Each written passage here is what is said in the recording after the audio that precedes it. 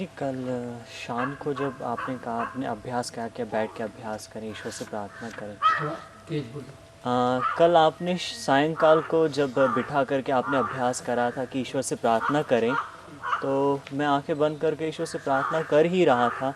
तो मैंने प्रार्थना में चित्त को अलग किया था, इंद्रियों को अलग किया था अपनी कल्पना से, और शरीर को अलग किया था। तो मैं समर्पण के साथ ईश्वर से प्रार्थना कर रहा था कि मेरा चित्त पवित्र हो, इस तरीके से। तो फिर अचानक ऐसे प्रार्थना कर ही रहा था कि ऐसे विचार आया कि ईश्वर मतलब आत्मा ईश्वर में व्यापक है, ईश्वर सब जगह व्यापक है, चित्त में भी है, इंद्रियों में भी है, स्थूल शरीर में भी है, समस्त प्रकृति में है। तो फिर हमारे जीवन में तो दोष नहीं होना चाहिए। मैं वैसे प्रार्थना कर रहा था, पर ऐसे भी विचार आए कि ईश्वर सब जगह व्यापक है, चित्त में है, और मेरी आत्मा की इच्छाओं से परिचित है कि मैं क्या कामना करता हूँ, मेरी कामनाएं पवित्र हैं। तो फिर दोष नहीं होना चाहिए। मेरे अंदर ऐसा विचार है, क्या ये सही है?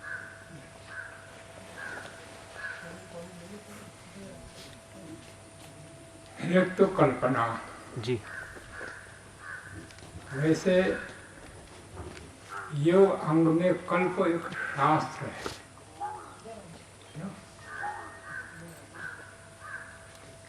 वेद को समझने के लिए अंग और उपांगों को समझना होता है।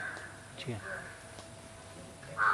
तो उपांग तो जो हमारे 6 दर्शन है, जी। उनको उपांग कहते हैं। जी। और अंग भी 6 है। जी। उसमें कल्प भी एक अंग है। जी। कल्पना, कथा। तो ये जो कल्प है सत्य होता है, एक विकल्प वृत्ति होती है। विकल्प वृत्ति शब्द तो होते हैं पर पदार्थ नहीं होता,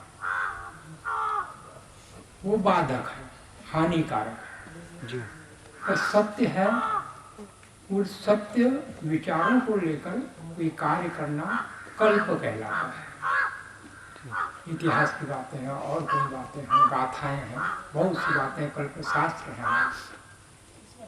तो आप भी जो प्रार्थना करते हो तो अपनी स्थिति को जानकर करते हो। जी हाँ। तो आप परमात्मा सर्वव्यापक है, ये तो आप शब्दों में जान रहे हो। जी हाँ। पर आपका अनुभव नहीं है। पूर्ण अनुभव नहीं। पूर्ण नहीं, फिर भी अभी अनुभव है। जी हाँ। अभी हमको अनुभव नहीं कि परमात्मा व्यापक है। शब्द प्रमाण है, ऋषियों का, वेदों का, अनुभवों का, वो व्यापक है। उसको फिर तर्क से, युक्ति से भी और सिद्ध आप कर सकते हो। जी हाँ। परंतु वो सिद्ध करना प्रत्यक्ष नहीं है। अब हमारा जो प्रत्यक्ष अभी हमारा है, हमारी स्थिति, उसको आपने समझना है। जी हाँ। अभी आत्मा के जो गुण कर्म स्वभाव कहे गए वो तो मेरे ही हैं। जी हाँ। पर वैसा भी अनुभव मुझे नहीं है। जी। इसको भी समझना है। जी। मतलब झूठ नहीं है ऋषि की बात कि आप शुद्ध हो, पवित्र हो, निशब्द हो, निर्मल हो, ये झूठ नहीं है। जी। पर अभी आपका अनुभव तो ऐसा नहीं हो रहा। जी हाँ। और अनुमान प्रमाण से उसको सिद्ध करते हैं, आगम प्रमाण से करते हैं। जैसे आपको अनेकों उदाहरण दिए, भाई आपके पास ज्ञान ठीक है, लिपि अच्छी लिखने का, और कागज आपको दिया तो जो कागज पर स्याही फैल जाती है, जी हाँ। तो आप लिखोगे तो वो लिपि नहीं आई आपकी, नहीं आई। तो ज्ञान में तो अंतर नहीं हुआ, ज्ञान तो अच्छा है। जी हाँ। उसके पश्चात फिर दूसरा उदाहरण दिया कि कागज अच्छा है, आपका पेन खराब है, स्याही छोड़ता है, नहीं छोड़ता है, तब भी नहीं आया। जी हाँ। तो ज्ञान तो कोई अंतर नहीं पड़ा। जी हाँ। उसके पश्चात दोनों ठीक है, परंतु आपका हाथ हिलता है, तब भी नहीं आया। जी।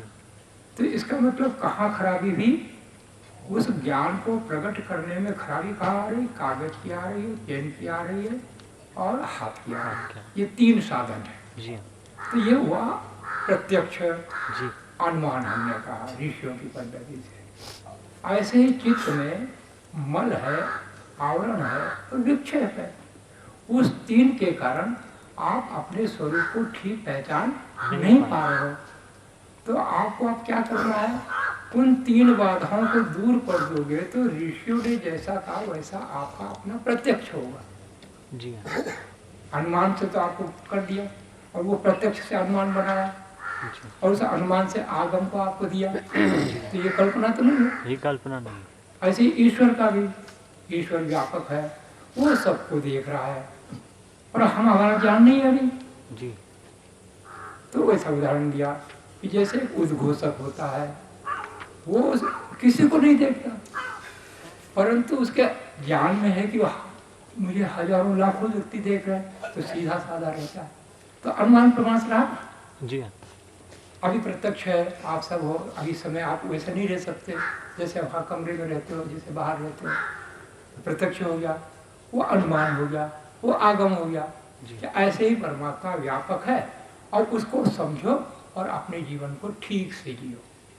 जी। तो इससे ईश्वर की कल्पना तो नहीं हुई, नहीं। ये तो यथार्थ बात है। जी हाँ। तो ये दोनों का हमने सिद्ध किया।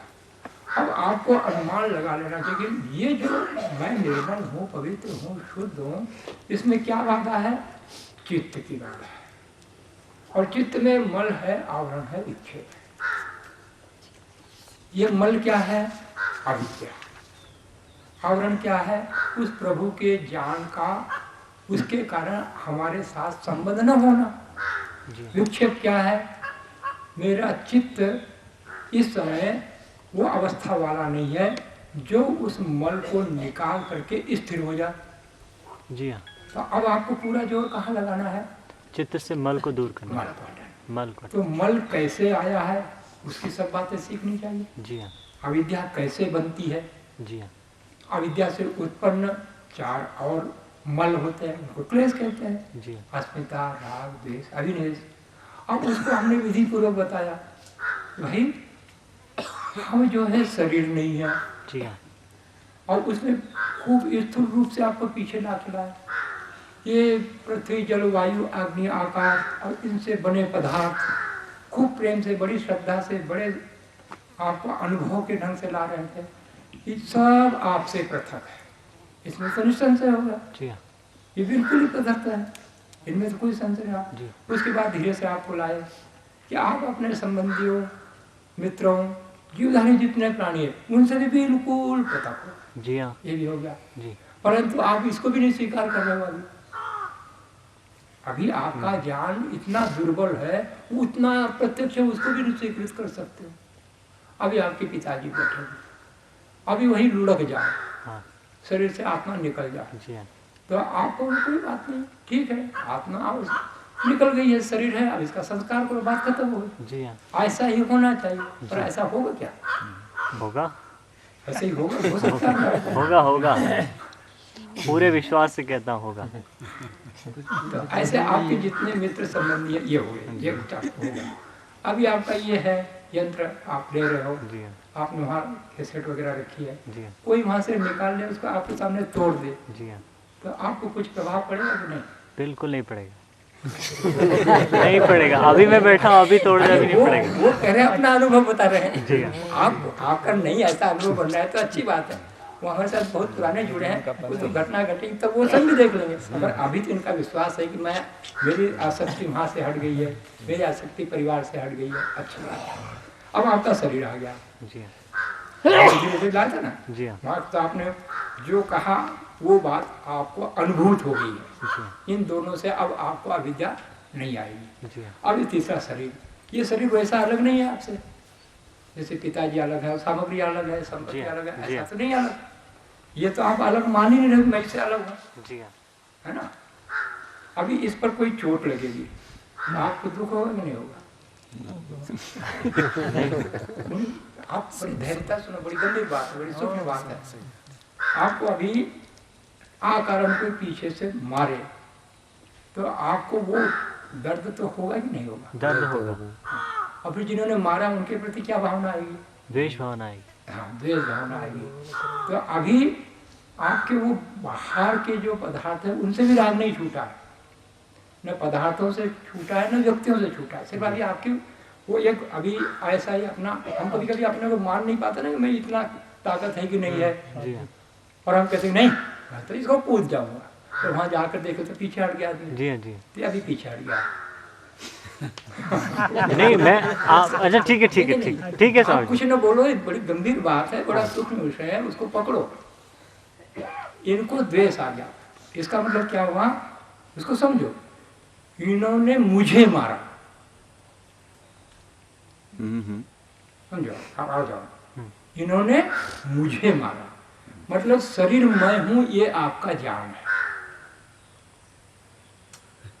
समझो मेरी बात है, बहुत सूक्ष्म बात है।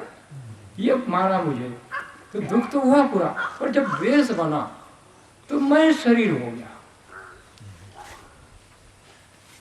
द्वेष बनेगा तो मैं शरीर हूँ। जी हाँ क्योंकि इन्होंने मारा जी और हाँ मुझे मारा, जी हाँ जबकि आपको नहीं मारा, आपके शरीर को मारा। और इन्होंने नहीं मारा, इनकी अविद्या से प्रेरित होकर इन्होंने ऐसा उल्टा काम किया। जी हाँ यदि ऐसा ही दिखता है, द्वेष नहीं बना, तो फिर समझ लेना चाहिए कि मैं शरीर से पृथक हूँ, इसको भी पहचानूंगा। अगर हम कोई प्रतिक्रिया नहीं देते हैं तो हाँ। माने कि हमारी स्थिति हमारी अच्छी है। स्थिति यहाँ तक आ गई कि मैंने आत्मा के विषय में भी ऐसा ज्ञान प्राप्त कर लिया कि मैं शरीर से पृथक हूँ। जी हाँ तब हमारे पास से द्वेष नहीं निकलेगा। और आपको कोई ने सम्मान किया खूब, कारण आकर आपको हजारों रुपए दे दिया और दूसरी बातें कर दी, एक भवन भी दे दिया, आप क्या क्या इच्छा करते हो उन्होंने कहा मैं पूर्ति कर देता हूँ, ठीक तो उससे आपको अच्छा लगा, जी हर्ष हुआ। जी हाँ हर्ष हुआ तो फिर यही समझना चाहिए कि अभी मैं शरीर ही अपने को मानता हूँ। जी जब ये दोनों न लगे, न उनसे हर्ष लगे न इनसे शोक लगे, तो ये समझना चाहिए मैं ये अभी मेरे ज्ञान में आ गया है कि मैं शरीर नहीं, मैं आत्मा हूँ। और मैं आत्मा हूँ ऐसा समझ में आ गया तो और भीतर की स्थिति आ गई। आपका चित्त फिर स्थिति प्रज्ञ वाली जो अवस्था होती है उस अवस्था में रहेगा, जी उसमें विक्षेप नहीं आएगा। जो समाधि अपर समाधि है, अर्थात वितर्क, विचार, आनंद और अस्मिता, तो वितर्क स्थूल भूतों का ज्ञान प्राप्त हो गया। जी ज्ञान का लक्षण बाहर प्रकट हो तो आपने समझना चाहिए कि वो समाधि का लाभ मुझे अभी हुआ है या जन्मांतर से मेरे पास संचित है। जी हाँ अभी नहीं लगी समाधि, जी पर संचित है तो हमको इतना अभी शब्द से ही ज्ञान बन गया, जी हाँ नहीं तो बन नहीं सकता।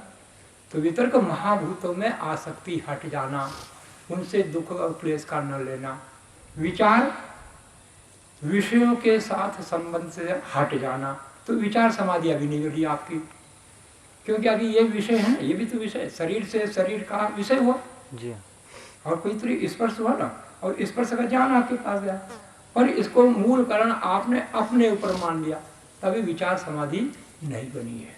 जी तो अभी आपको विचार समाधि के लिए करना पड़ेगा प्रयत्न, समझना पड़ेगा कि ये विषय भी मुझसे अलग है और ये विषय क्षणभंगुर होते हैं, चाहे मेरे शरीर पर हो चाहे किसी के शरीर के द्वारा मेरे पर परिणाम आए। जी हाँ तो जब उसमें भी आपके साथ राग द्वेष नहीं बना तो समझ लेने कि आप और ऊपर उठ गए, विचार समाधि आ गई। जी हाँ उसके पश्चात आनंद समाधि है, जब आपको बंधन रहितता का अनुभव हो, अर्थात आप किसी ऐष्णा के वशीभूत भी न हो। जी हाँ अर्थात अभी योजना बनाते होंगे मैं ऐसा ऐसा एक लौकिक ढंग से बनूंगा, ऐसी संस्थाएं खोलूंगा, ऐसा प्रचार कर दूंगा, जो सतोगुण की हो ऐसी भावनाएं सोचते हो, तमोगुण और रजोगुण छूट गया आपका। जी हाँ आपने ऐसी भावनाएं सोची और अभी शरीर में ऐसा लग रहा है कि आप तो मर जाएंगे, तो आपको लगता है कि ये काम रह गया, ये कर लेता परमात्मा तो बहुत अच्छा। तो इसका मतलब है अभी आप आनंद समाधि जो बिल्कुल कहीं वहाँ नहीं पहुँचे, जी अभी ऐष्णाएं बाकी है, भले ही सतोगुण नहीं पर ऐष्णाएं।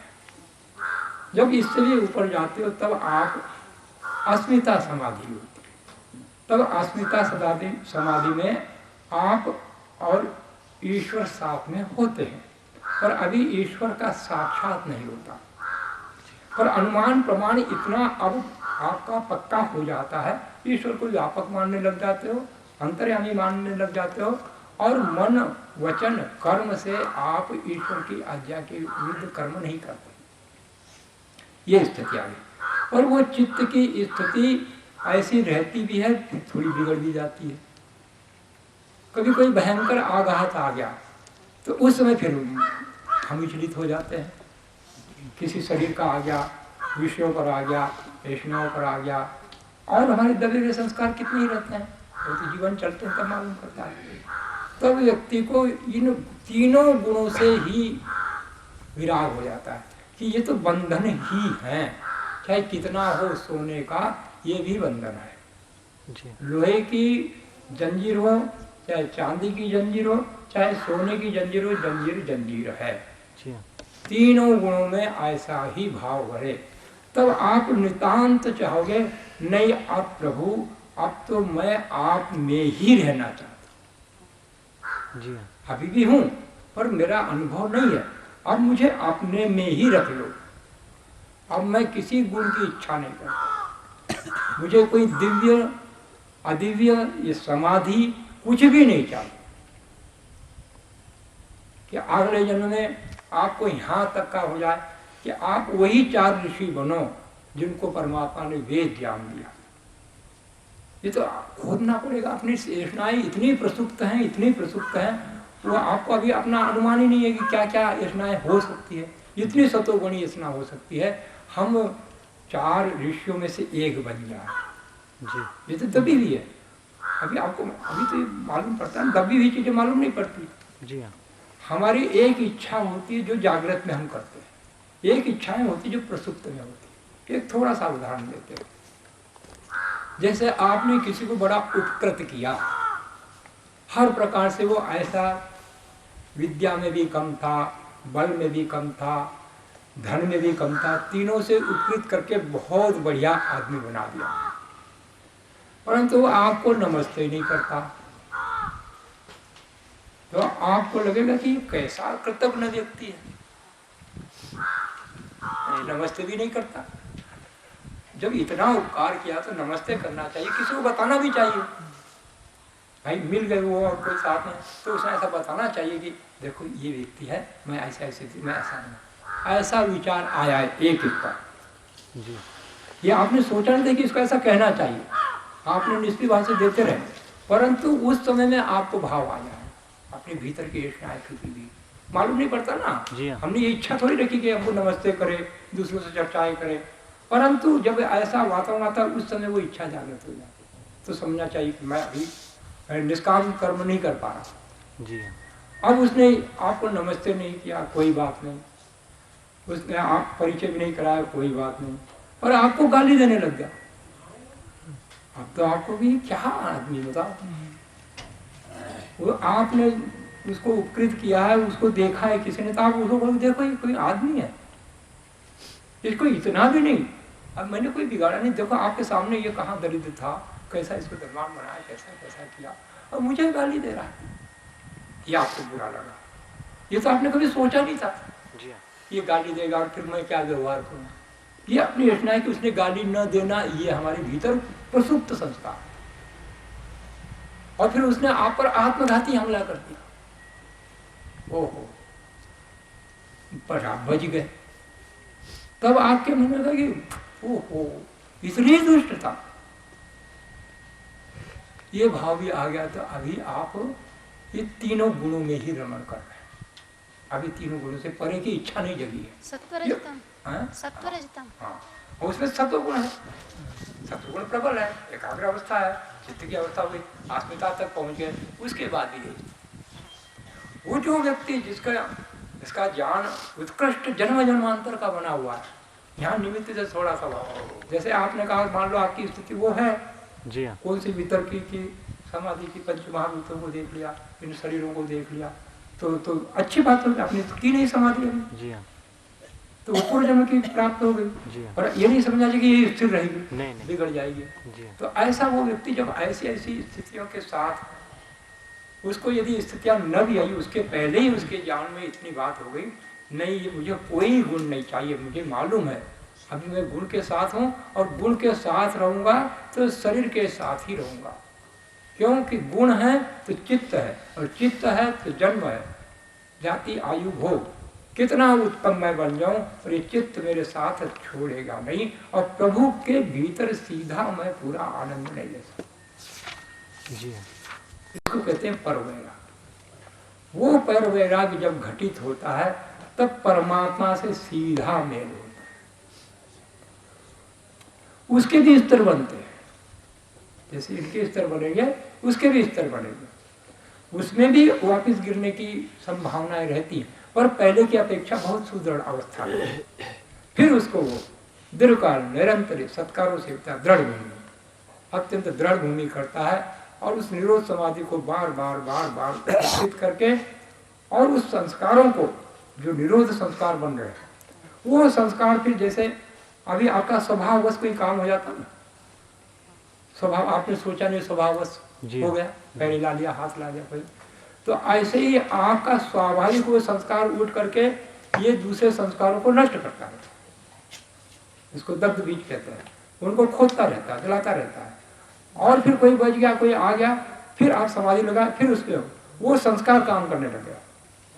काम आपके पुरुषार्थ से, ईश्वर के सहाय से हो रहा है सब, और आपको ज्ञान नहीं बनता। और जब वो संस्कार इतने हो जाते हैं कि आप जीवन काल में ही, इसको मुक्त अवस्था कहते हैं, जीवन मुक्त, वो अवस्था को प्राप्त कर लेते हैं, भीतर भीतर पूरा दिख जाता है। जी हाँ। पहले तो एक स्तर दिखता है, अभी यहाँ जा रहा हूँ, यहाँ जा रहा हूँ, यहाँ जा रहा हूँ, अब मेरा मार्ग इतनी दूर है, ये पता चलता। उसके बाद मैं अब निकट पहुँच रहा हूँ, ऐसा पता। फिर ये पता चलता है कि अब हो सकता है परमात्मा के पूरे पूरे न्याय को तो नहीं जानता, हो सकता है परमात्मा इस शरीर के बाद अन्य शरीर धारण नहीं करा। अब उसको मुक्ति की भी इच्छा पता नहीं, तब भी मैं उसमें हूँ, नहीं तब भी उसमें हूँ। जी हाँ। अब मुक्ति की अभिलाषा भी छूट गई, वो खत्म ही बात हो गई। मैं तो सदा से उसमें हूँ, मैं तो सदा से हूँ, पहले भी था, अब भी हूँ, आगे भी रहूंगा। चाहे किसी भी शरीरों में जाऊँ, मैं तो उसी के साथ रहता हूँ। इसलिए न किसी शरीर में जाने का भय, न मुक्ति का लालच, सबसे दूर हो गया, निश्चिंत हो गया। ये अंतिम अवस्था।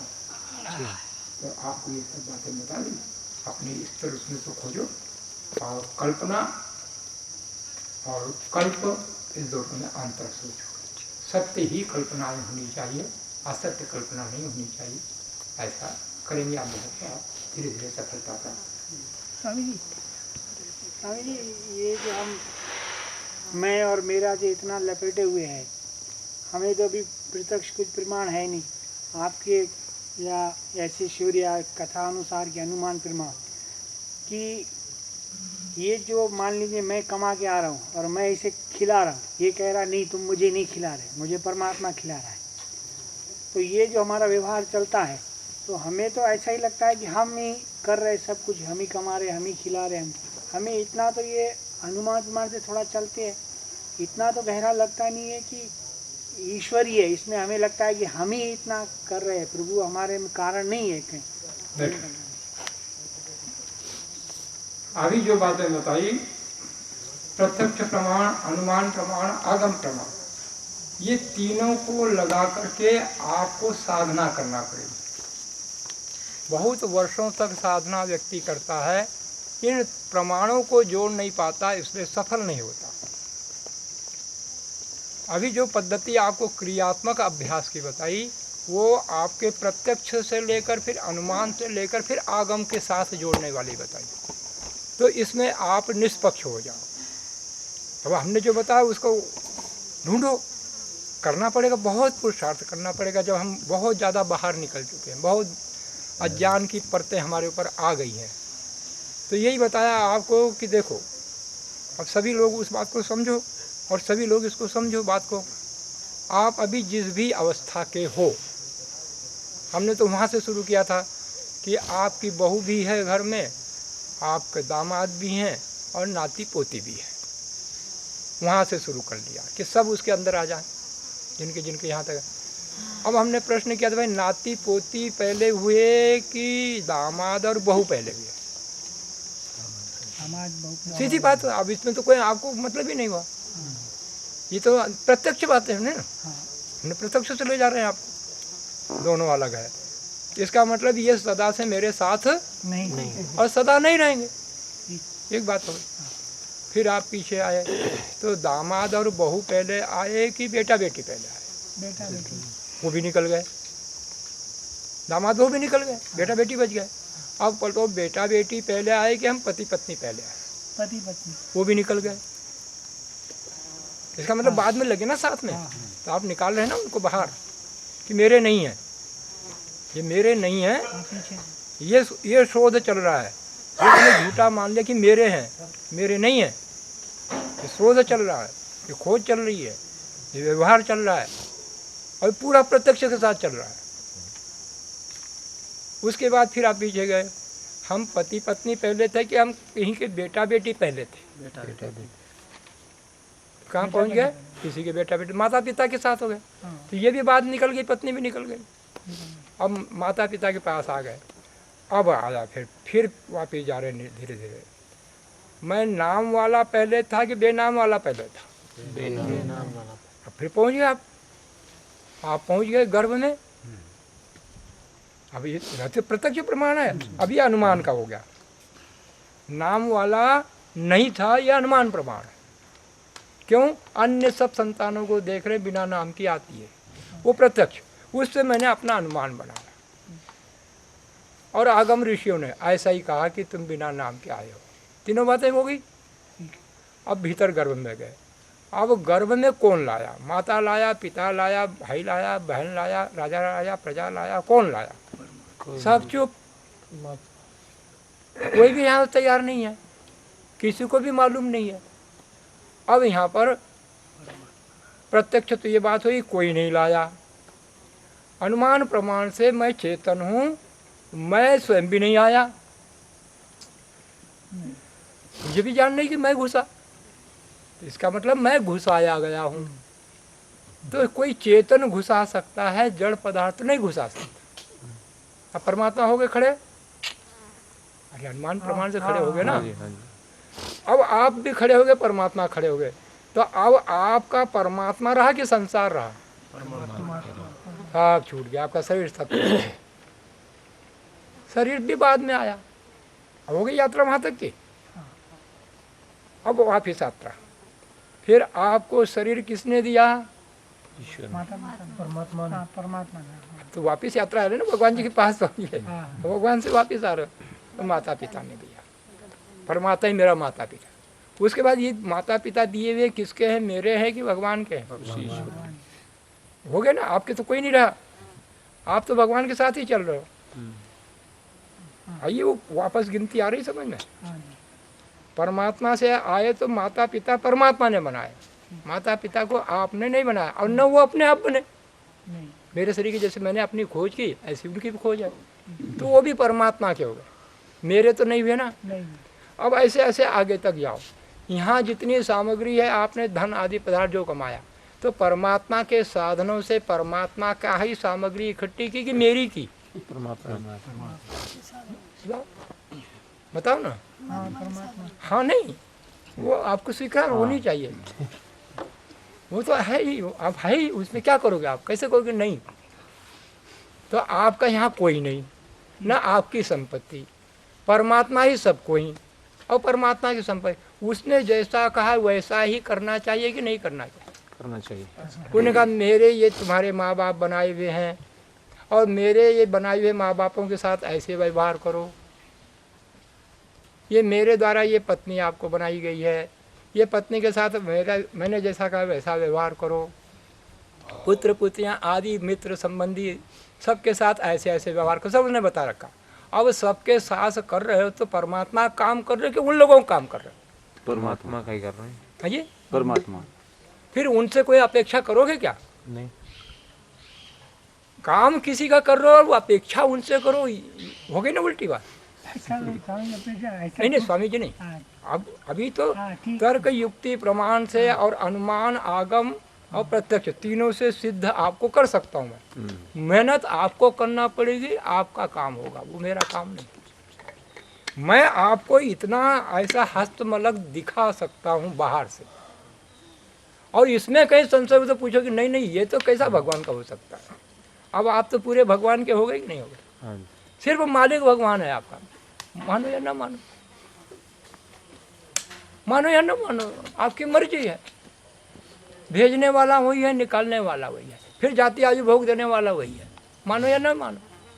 ये शरीर आपने लिया है, जवान हो रहा है, अधेड़ हो रहा है, बूढ़ा होगा, मरोगे, छूटेगा, मानो या नहीं मानो। कोई भी नास्तिक हो, चाहे ईसाई हो, चाहे मुसलमान हो, चाहे कोई मत हो, चाहे बौद्ध हो, नहीं भगवान जी को मानते, उनके कानून तो सब पर लागू होते। समझ जाओगे तो तुम्हारा कल्याण, नया समझी करोगे तो द्वंद्व होगा। बेटा नालायक है तो कब तक आपको बेटा के लिए शिक्षा कही, भगवान जी का बेटा, पहली बात तो भगवान जी का बेटा, वो बेटे को कब तक शिक्षा की बात आपके कही है, 8 साल। उसके बाद गुरु जी के पास, उसके बाद तो गुरु जी संभालते थे ना पहले, अब तो आपने ही संभाल रखा, ये गलती हो गई, इसलिए वो अपना तो ज्यादा बढ़ गया। नहीं तो वो गुरु की संतानें होती थी, और वहां से पैदा होकर फिर जिसके वर्ण की होती थी उसके घर जाती थी। तुम्हारे घर वापस आ जाएगी ऐसा थोड़ी था। जिसकी जहाँ नौकरी हो, जहाँ पदोन्नति, वहाँ जाएगी, खुश है सब, प्रजा भी और वो गुरु जी भी और सब। अभी ऋषि के गोत्र चलते हैं कि नहीं? तुम्हें ऋषि के संतानें थोड़ी हो, ऋषियों के शिष्य हो। उन ऋषियों के साथ तुम जुड़े हुए थे और वो आप अपना परंपरा चले, उसका नाम संप्रदाय था। तो अब आप कहाँ रहे मैं, और कहाँ रहा मेरा, वही तुम्हारा रहा और उसके सब रहे। तो किसी से अपेक्षा नहीं, अपने काम करो, आनंद में रहो। कोई नहीं करता है तो जितना परमात्मा ने कहा उतना अधिकार से उसको बता दो। जहाँ अधिकार है, हर किसी को थोड़ी कुछ भी करे। आप शिविर में हो, आप मेरा अधिकार है, जितना अधिकार है उतना बताऊंगा, उससे ज़्यादा थोड़ी बता सकता हूँ। भाई चुप रहो, विनय से, प्रार्थना से, शाम से कर रहा हूँ ना, अभी दाम से नहीं, आपको कल मिठाई दे देंगे, पर खिला देंगे, चुप रहोगे तो बढ़िया काम होगा। हमने तो दाम भी नहीं लगाया, भाई जैसा मिल रहा है ऐसा ही मिलेगा, और ऐसे ही रहो, और समझा ही रहे, और दंड भी नहीं। तो ये जैसा जैसा कहा है परमात्मा ने वैसा वैसा व्यवहार करो। और हो तो इनके चित्त खराब हो रहे हैं, मुझे दिखेंगे, मैं इतना ज्ञानी हो गया ना, दिखेंगे भाई लंगड़ा आदमी कैसा चलता है, अंधा आदमी कैसा देखता है, बहरा आदमी कैसा सुनता है, फिर उसके साथ बात करना तो कैसा करना चाहिए, क्यों झुंझलाट करेंगे।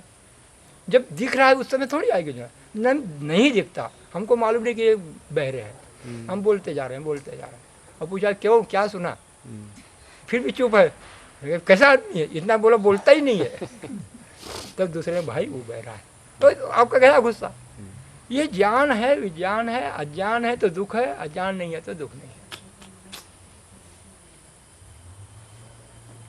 ठीक है, इनका प्रश्न अच्छा था, गहरा था, सूक्ष्म था, आप लोगों को दोहरा दिया पूरा, यहाँ से वहाँ तक सबके हितकारी हुई। ऐसे सीधे सीधे अपने प्रश्न पूछो, अच्छी बात है, कोई बात नहीं, इसी के लिए तो बैठे हैं। तो जो सत्व गुण वाली बात कही थी ना आपने, कि तीनों गुणों से रहित वाली जो स्थिति होती है, तो उसमें फिर क्या होता है, मतलब जैसे सत्व गुण का तो लक्षण बता रखा है, शांत प्रकृति, पवित्रता, विद्या, विचार आदि, तो इससे ऊपर और कौन सी स्थिति होती है? इससे ऊपर की स्थिति नहीं, अभी आप रहोगे यहाँ संसार में शरीर के साथ और चित्त के साथ, तो चित्त के साथ रहोगे तो तीनों गुण रहेंगे ना।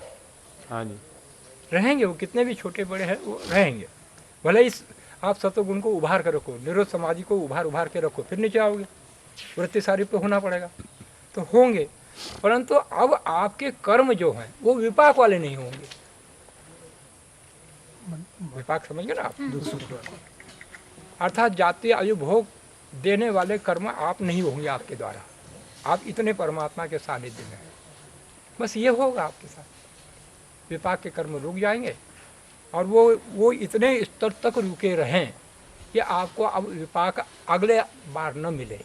तो वो वही हो गए निष्काम कर्म, जैसे कि आपने अभी उदाहरण दिया था कि यदि व्यक्ति आत्मघाती करने के लिए तैयार हो रहा है दूसरा व्यक्ति, और उस समय भी यदि विचलित नहीं होता है वो व्यक्ति, तो वो जो स्थिति है कि वो विचलित उस समय भी, क्योंकि उसने कुछ किसी के साथ उपकार किया ही नहीं है, परमात्मा का मान के किया, पूरा ही ज्ञान था उसको, इसलिए विचलित होने के बाद नहीं।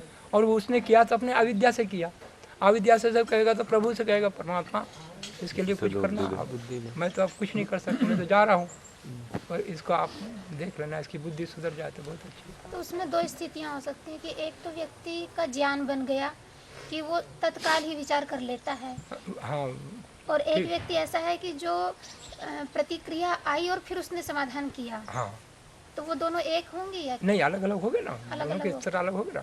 अभी वो जीवन मुक्त अवस्था में नहीं चल रहा है, अभी गुणों के साथ। जब वो उनका प्रतिकार करता है जिस हाँ। समय? हाँ, जितने भी स्तर पर प्रतिकार करें, इसका मतलब अभी विपाक वाले कर्म बच रहे हैं, तो बीच में बच सकते हैं फिर छूट सकते हैं, ऐसा होता है।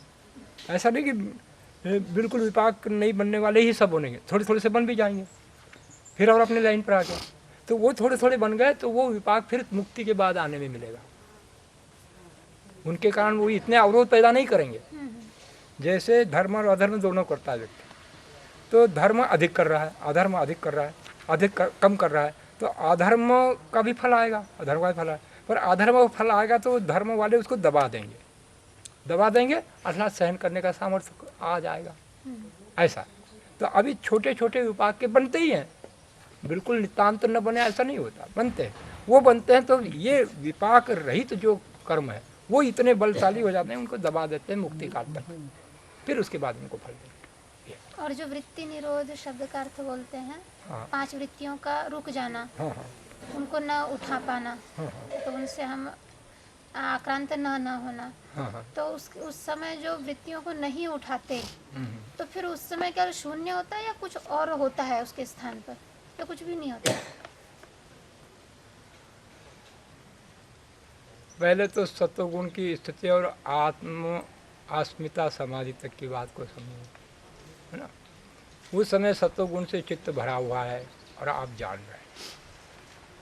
इसी प्रकार जब वो स्थिति बनती है, जब पांचों रुक जाती होती है, तो आपकी तरंग रहित अवस्था होती है। अर्थात विचार तो आप शब्द में करते हो, शब्द के बाद फिर ज्ञान बनाते हो, है ना, अलग अलग वितर्क विचार आनंद, ये समाधियाँ अलग अलग है। तो एक तो सविचार समाधि, शब्द अर्थ और ज्ञान, तो तीनों इतने शीघ्र मिल जाते हैं। आम कहा, अब तीनों मिल गए ना, एकदम ज्ञान ही हुआ आपको शब्द अर्थ का कोई मामला नहीं रहा। पर एक व्यक्ति को थोड़ा थोड़ा अभी परिचय कराया है तो उसको आम कहा, तो आम अच्छा ठीक समझ गया, उसने शब्द अर्थ और ज्ञान किया। और बाद में अर्थमार्थ निर्भासम स्वरूप शून्यमेव निर्विचार, वो समय निर्विचार समाधि होती है। और जो यहाँ समाधि निरोध समाधि के विषय में कहा है, देशबंध चित्त से धारणा तत्प्रत्यक्ता ध्यानम तदैव अर्थमार्थ निर्मासम स्वरूप शून्यमेव समाधि त्रयम एकत्र संयम तज्जयात प्रज्ञालोक तस्य भूमि से उन्नग। उसके पश्चात जो निरोध समाधि और ये उत्थान निरोध संस्कार हो अभिभव प्रादुर्भाव निरोध क्षण चित्तान हो निरोध परिणाम। अब ये नीचे से स्थिति चल रही है, अब उसके आगे फिर समाधि की स्थिति बताइए, फिर उसके बाद एकाग्र की अवस्था बताइए। तो एकाग्र की अवस्था आई तो वो भी ज्ञान है आपको। ततः पुनः शांतोदितो तुल्य प्रत्यय चित्त से एकाग्रता परिणाम। अब यहाँ से शुरू हो रहा है आपका चित्त के साथ संबंध। तो पहले आपने उदय अस्त वृत्तियों का चल रहा है, वो उस उदय अस्त को आपने स्थिर किया तो एकाग्रता की ओर बढ़ गए। ये पूरे ज्ञान में हो रहा ना आपके, ऐसे थोड़ी शून्य थोड़ी हो गया, ज्ञान में हो रहा है। ज्ञान के बाद दूसरे स्तर पर आए, अब समाधि का स्तर है सर्वार्थयो एकाग्रतयो क्षयोदयो चित्त समाधि परिणाम। अब सर्वार्थता एकाग्रता, अभी बहुत से विषय आप उठाते थे, अब बहुत से न उठा करके एक विषय को उठाने लग गए। पर वो एक विषय को उठाना दबाना दोनों चल रहे हैं। आप जैसे अभी नीचे वाली बातें बताई, दोनों संस्कार साथ में, सर्वार्थ का भी रहता है, एकाग्रता के भी रहते हैं। तो एकाग्रता के संस्कार इतने गहरे हो जाते हैं कि वो दब गया। इसका मतलब पूरा शेष समाप्त नहीं हो गया, पर उसको दब गया। अब एक आपका समाधि शुरू हो गया है, एकाग्रता का दब गया। फिर उत्थान निरोध संस्कार हो, अभिभव प्रादुर्भाव निरोध क्षण चित्तान हो निरोध परिणाम। अब निरोध परिणाम घट रहा है। उसमें भी आप जब निरोध समाधि की ओर बढ़ते चले जाएंगे तो जो आपके उत्थान अरे समाधि के संस्कार थे वो संस्कार भी आपके दब जाएंगे, और वो भी दब जाएंगे। उस समय जो अनुभव होगा तो सीधा अपना जैसा जैसा ज्ञान का स्तर बना है अभी पीछे, तो वैसा वैसा स्तर ईश्वर के ज्ञान का बनेगा। उसी को महर्षि दयानंद ने कहा, उस समाधि के द्वारा योगाभ्यास से परमात्मा के सर्वव्यापक और सर्व अंतर्यामी रूप का साक्षात करना चाहिए। वो परमात्मा सर्वव्यापक है, वो सर्वशक्तिमान है, वो सर्वज्ञ है। ऐसे एक एक गुण के साथ आप परमात्मा का ज्ञान बनाते हैं। वृत्तियों के रुक जाने पर, निरोध हाँ। हो जाने पर परमात्मा का सीधा ज्ञानमय काम होता है। अब कोई विचारमय काम खत्म हो गया, अब आप और परमात्मा सीधे, और उसके साथ ज्ञान बन रहा है।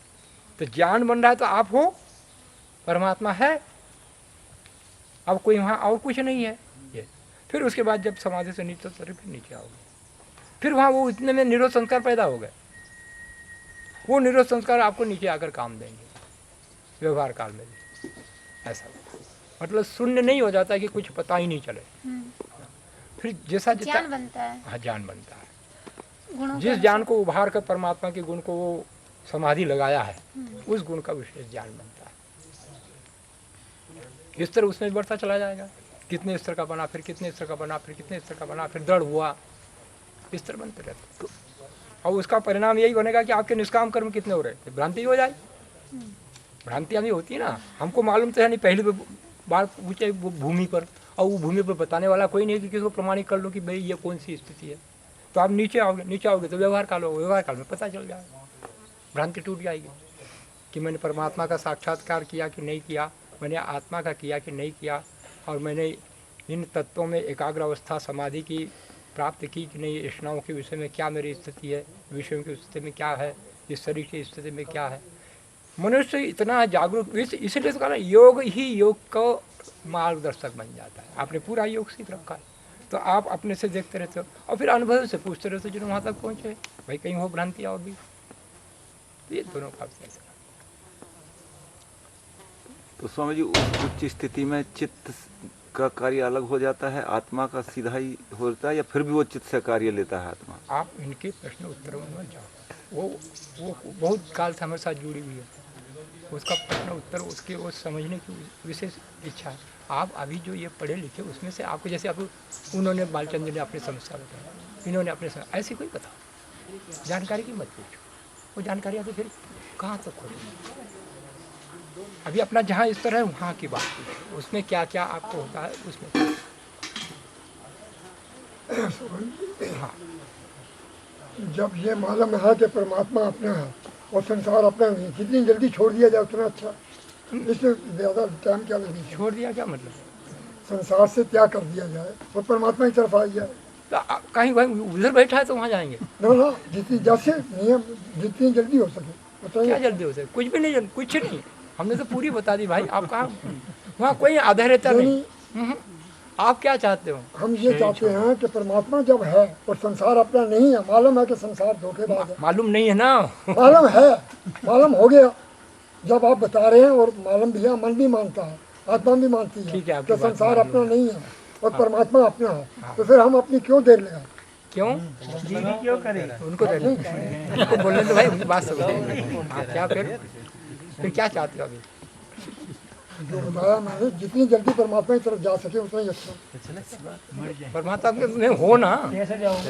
आप कहाँ को भाई जी, आप इसको चर्चा मत बनाओ। गंभीर कोई बात पूछ रहा है, अपने स्तर से पूछ रहा है, उसको जैसे समझ में आए पूछ रहा है। आप समझते हो कि मैं ज़्यादा जानता हूँ।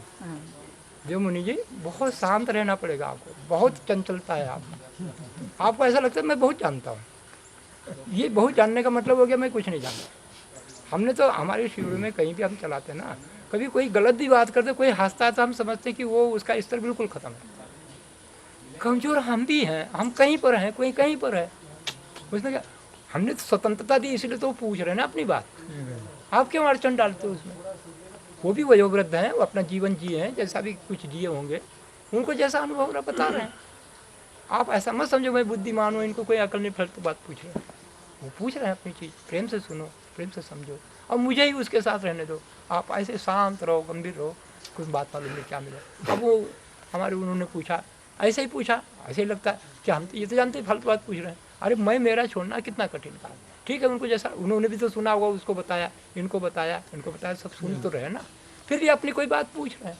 हाँ जी, बस स्वामी जी मैं तो यही पूछना चाहता हूँ कि जब मालूम है हाँ जी। कि परमात्मा अपना है हाँ जी। और संसार अपना नहीं है, हाँ जी, तो इसे जितनी जल्दी त्याग करें उतना ही अच्छा। हाँ जी, इसमें देर करने की जरूरत ही नहीं है, हाँ जी, और हम देर कर रहे हैं तो अपना ही समय जो है वो बर्बाद हो रहा है।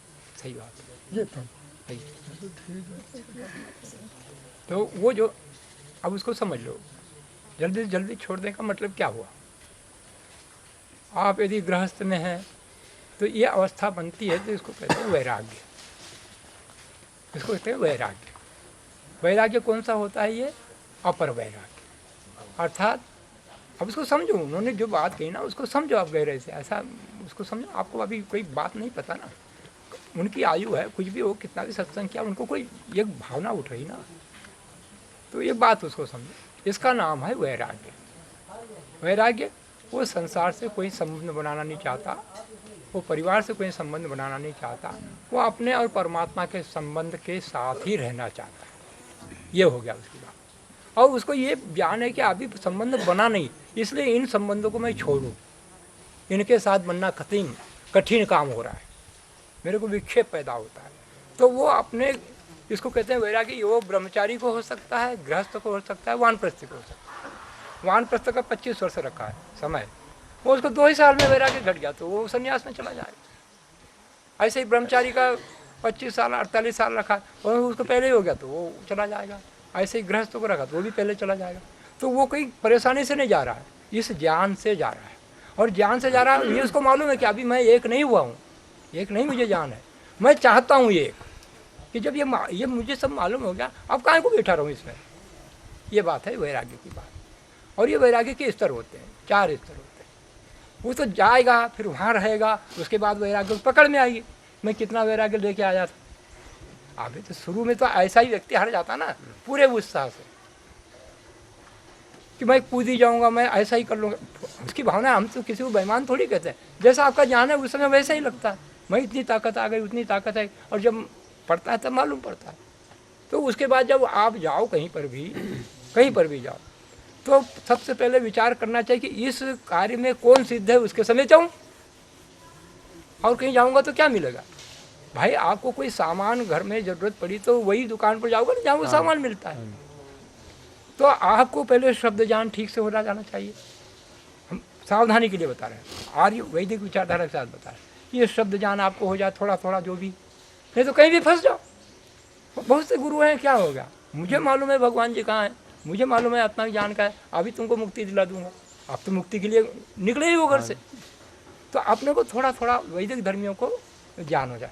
तो हमने सबको पहले शिविरों में लगाया, 8 ऋषिदान के ग्रंथ है, वो उनको खूब एक बार हमने तो सबको कह रखा है कि 8 वो ग्रंथ और ऋषिदान जी का जीवन चरित्र, इनको ऐसा ही जीवन भर घुमाते रहो। एक खत्म हुआ, दूसरा तीसरा, 9 खत्म है, फिर पहला, इसको छोड़ो ही मत। इतना गहरा ज्ञान ऋषिदान ने दिया, वही पकड़ में आ जाएगा तो आपको उन्होंने पूरा प्रोग्राम दे रखा। एक तो वो स्वाध्याय क्या करो, कोई पढ़ रखा है फिर भी और पढ़ो, सुन रखा है फिर भी और सुनो, लिख रखा है फिर भी और लिखो। ये काम को अनवरत चलने देना चाहिए, कभी रुकावट नहीं करना है। और आपका इतना अभ्यास हो जाए कि जैसे जो आदमी कहीं पर भी आ सकता है, इसलिए हीनोपमाएँ दी गई हैं। जैसा कामुक व्यक्ति काम में आसक्त होता है, जैसा लोभी व्यक्ति धन में आसक्त होता है, ऐसा भक्त व्यक्ति परमात्मा में आसक्त होता है। कोई एक 90 साल की बहुत पुरानी घटना है। 90 साल के एक सन्यासी मिले थे, एक आश्रम में थे, दीनानगर मठ में। मैं सेना में था उस समय, गया था, तो हमने देखा वो वहाँ और से बातें की, वो भगवान के सिवाय किसी से बात ही नहीं करे, और कोई बात पूछो तो उत्तर ही नहीं दे। भगवान की बात करोगे बोलेगा, नहीं तो बोलेगा ही। ऐसा ऐसी वृत्ति होना चाहिए। काहे को अब, और वो गड़े मुर्दे काहे को खड़े, और यहाँ तो उत्सुकता रहती कि मेरे से कोई पूछे तुम पहले क्या थे। अब होता है ना, ये चित्त को अभी कहा इसकी कलाएं जानते हो आप। तो ऐसा वो लगन लग जाती है उसको, बस वो एक ही परमात्मा है। कोई बात परमात्मा की बताता सुन लेता, नहीं बनाता तो वो उसको लगता है मैं बहरा हो गया हूँ, मुझे सुनना ही। अच्छी बात है। मैं भी पूछ लूँ? हाँ क्यों नहीं बात। ऐसी भ्रांति है जी कि इस शरीर में 2 ही तत्व, 2 बजे जी, 2 ही तत्व चेतन है, परमात्मा और आत्मा। और बाकी आपका बुद्धि भी जड़, और ये चित जौन सा यो भी जड़, और मल विक्षय और सारा जो शरीर भी जड़। तो जब ये जड़ें, इनसे बिगड़े क्या मेरा चेतनात्मा का, मैं क्यों इनके चक्कर में पढ़ूं? कोई सीधी ऐसी डायरेक्ट बात बताओ जो आत्मा से संबंधित हो।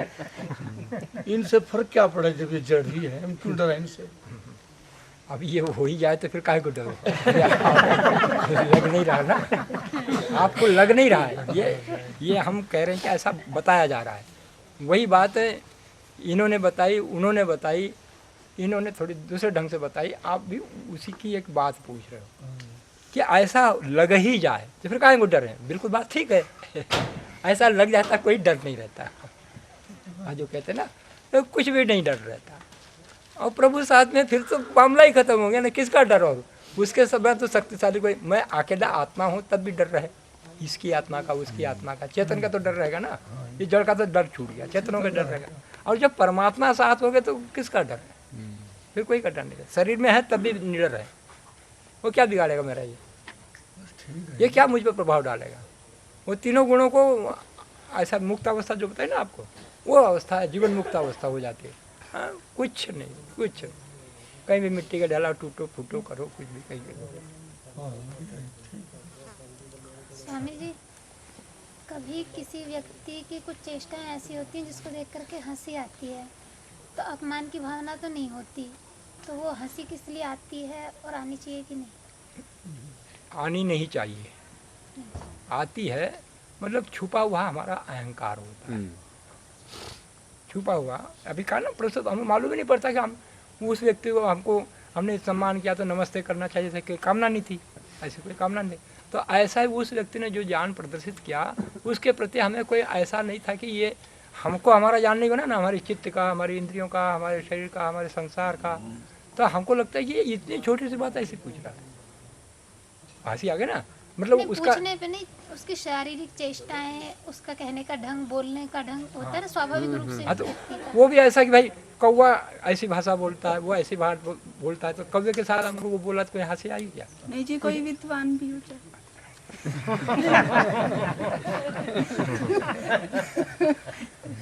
वो बहुत शांत हो गई अभी यहाँ के, गजब है, उसने बहुत अपने पर अधिकार किया, बहुत चंचल थी वो, वहाँ से लाया था तभी कह रही थी आप क्या स्वामी जी कुछ भी पकड़ते हो, मुझे ही परेशान कर देगी। परमात्मा ने उसके कल्याण कर लिया, जितना सद रहा है सद रहा है। तो वही है, इसका मतलब हम शरीर की उस बात को नहीं समझ पाए कि ये शरीर ऐसा है इसलिए ऐसा हो रहा है, इसलिए हमको ऐसे आ गई, इसने हमने कोई अपेक्षा नहीं, इसने ऐसा करना चाहिए और ऐसा कर नहीं रहा है। हमारी अपेक्षा एक तो वैसी होती है दुख लाने वाली, एक ऐसे हमारी परिहास करने वाली। तो उस हंसी को रोकना चाहिए, नहीं हाँ, उसको समझना चाहिए, हो गई आ गई, हमने बताया ना, तो रोकी लो तो बात अच्छी बात है, रोक लो, इतना वहीं पर व्यवहार ज्ञान विज्ञान बनाओ, रोक ली, पर रोकने के बाद विसर्जन जरूर करना है। विसर्जन नहीं करे तो संस्कार दबे रहेंगे, दबे रह करके फिर वापस आ जाए। विसर्जन कैसे? हाँ, इसी पर हमने जोर दिया, विसर्जन। आप उसके बाद बैठे, हमने आत्मनिरीक्षण जो बताई ना पद्धति, वो है विसर्जन की पद्धति। आपने आत्मनिरीक्षण से देखा, क्या देखा, आज मैंने क्या क्या व्यवहार किए, कौन से प्रभु के विपरीत थे, कौन से प्रभु के अनुकूल थे। तो आप जब ठीक अपने आत्मनिरीक्षण करना आ जाएगा, तो अब मैं आज कहाँ कहाँ प्रसन्न हुआ और कहाँ कहाँ मुझे शोक हुआ, अब सीधे ऊंचे स्तर पर आ गए।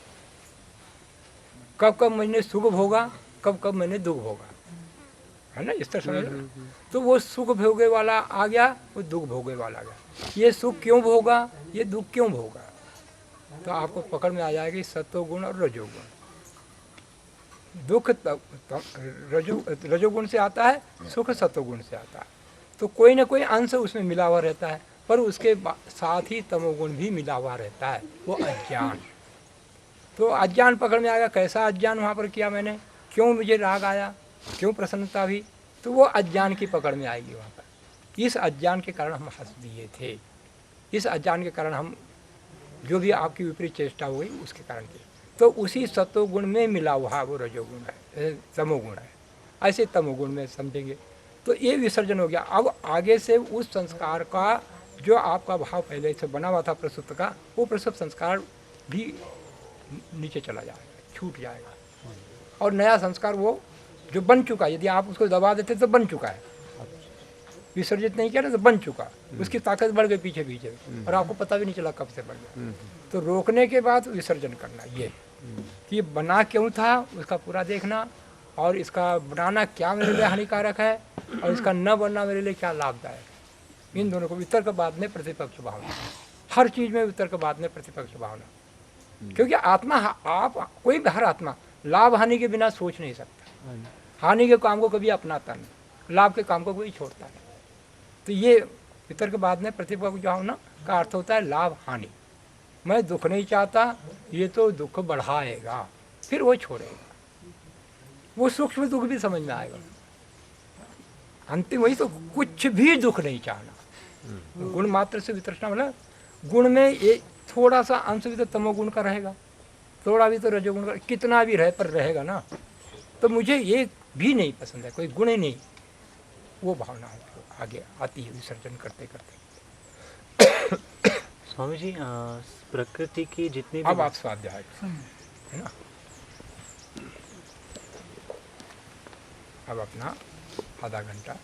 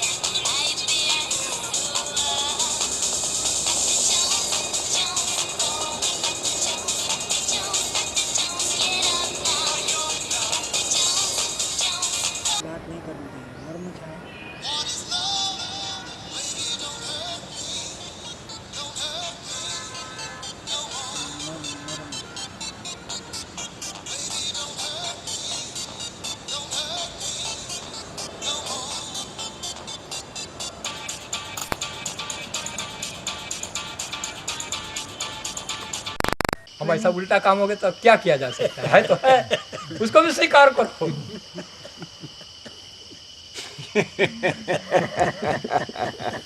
जो सत्य है उसको स्वीकार करो। अब ऐसा ही हो रहा है, पहले वर्दी की इच्छा रखता है, जबकि ऋषि ने खूब लगा व्रतेन दीक्षा वापन, व्रत पहले उसके बाद दीक्षा, और दीक्षा देने वाले भी व्रत की कोई मतलब नहीं, अभी दीक्षा ले लो फिर करते रहना। अब ऐसा ये सत्य उनके साथ घट रहा है तो उसको मैं भी मानूं कि नहीं मानूं? भाई उसको वो अनुकूल लग रहा है इसलिए ऐसा कह रहा है, उसको वो अनुकूल रहा है इसलिए वो धारण कर रहा है, तो मुझे क्या अड़चन है?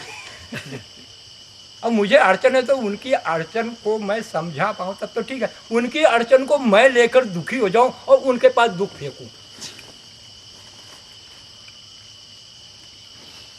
आप दुख जब ले लेते हो तो दूसरे को क्या देते हो? ये लिखा है उसमें, ये अब 100% ठीक है। दुख लिया तो दुख दोगे, और जो आपने दुख दिएगा तो वो संभाल के रखेगा कि नहीं रखेगा? किसके लिए रखेगा? दूसरों के ऊपर तुम्हारा दिया तुमको और अपना भी धन मिला करके दे दे।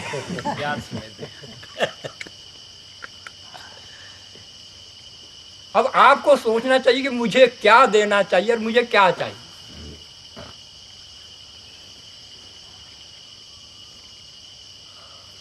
दुखी होने के बाद दुख दिए बिना नहीं रहेगा, छुपा लेगा तो क्या हो गया? छुपाने से क्या वस्तु अभावमय हो जाती है।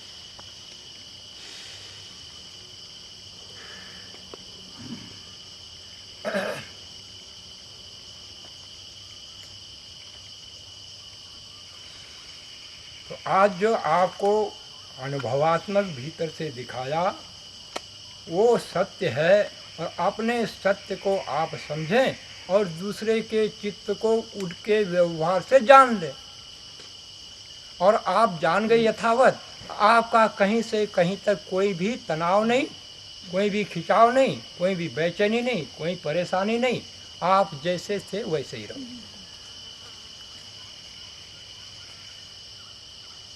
और जैसे थे वैसे रहोगे तो बड़े प्रेम से, बड़ी प्रीति से, बड़े अच्छे ढंग से उससे व्यवहार कर लो। अपना तो आपने बिगाड़ किया नहीं, अब आप दूसरे के साथ ठीक व्यवहार कर सकते। अपना बिगाड़ करके हम किसी के साथ ठीक व्यवहार करने में समर्थ नहीं होते। ये मूल सिद्धांत आपके अनुभवात्मक ज्ञान के द्वारा आपको दिए जा रहे हैं, ये ऋषियों के सिद्धांत।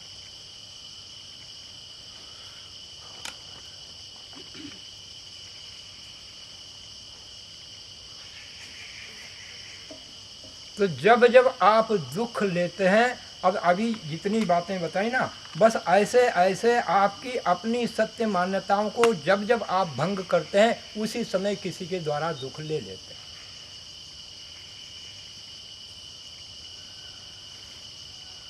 अब बाद में लिखा देंगे, और ये आत्मनिरीक्षण आपका अपना सीधा साधा।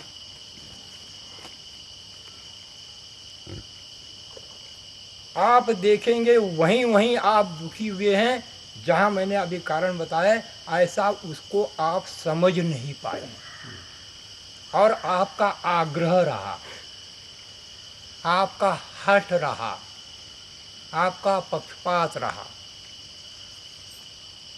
उसको अपने धरातल पर अपने साथ मिलाकर सवेरे शाम देखो। प्रातःकाल उठे, अपने इस सत्य को देखा, ऐसा सत्य का व्यवहार मैं अब व्यवहार करूँगा।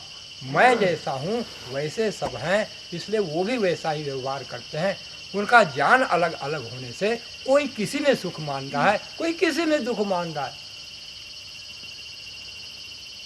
वो बुरा है, वो अच्छा है, वो राग बनाया, वो द्वेष बनाया, सब घमासान मचाया।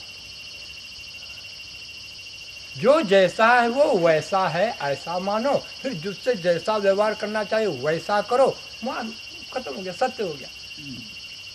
न राग किसी से, न द्वेष किसी से।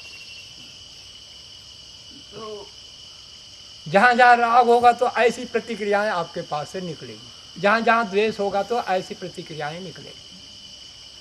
अब ढूंढते रहो परमाणु को, तोड़ते रहो यहां से वहां तक, वो तो गया ही नहीं। अरे पहले ज्ञान विज्ञान हो तो कुछ थोड़ा बहुत समझ में आ। आप भीतर भीतर परमाणु तोड़ लिए मान लो, और बाहर आकर देखे तो शरीर वहीं का वहीं है कि नहीं है? वो गया, वो आपने कल्पना कर ली, हो गया काम खत्म। उससे सिर्फ थोड़ा थोड़ा आप वेगों को सहन करने का एक सामर्थ्य आता है, वो अति अल्प।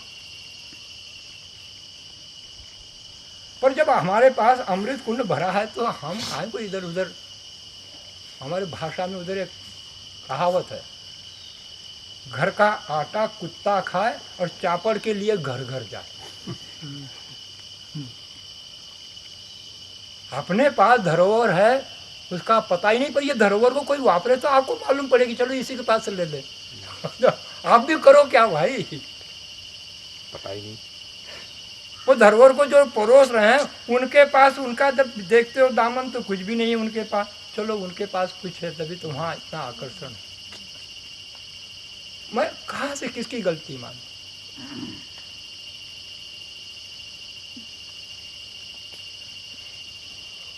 तो अब संध्या का कार्य आपका।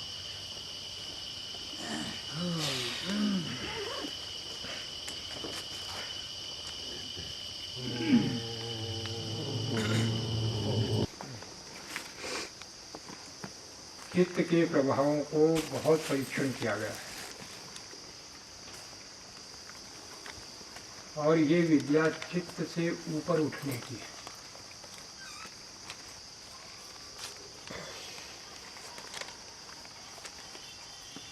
चित्त जो दिखाता है वो प्रकृति को दिखाता है।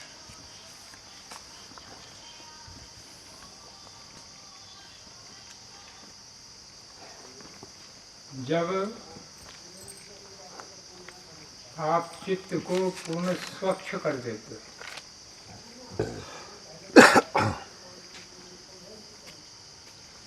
जैसे दर्पण पर मल जमा हुआ है और मल जमे हुए दर्पण में आप अपने को देखोगे तो प्रतिबिंब नहीं दिखता है,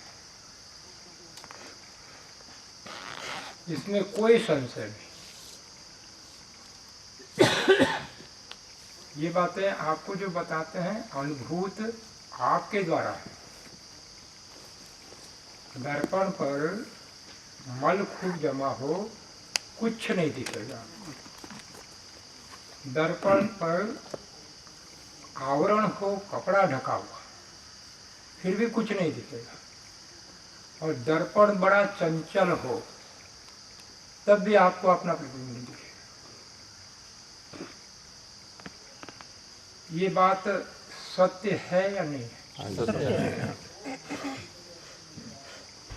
क्यों? आप अनुभव से सीखो भाई,